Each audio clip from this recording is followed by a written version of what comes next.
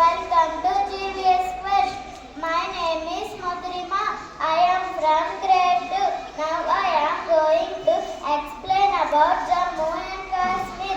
Jammu and Kashmir is a union territory in northern India. It is one of the beautiful states in our country. The nature is known for its breathtaking heaven on the earth.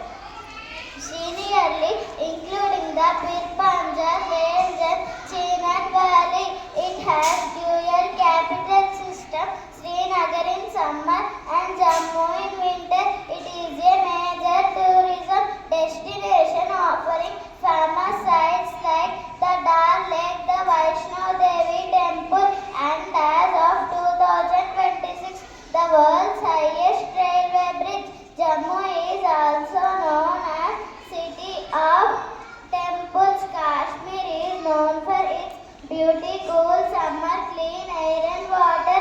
It has many religions, many languages like Dogri, Urdu, Kashmiri are spoken here, and it is special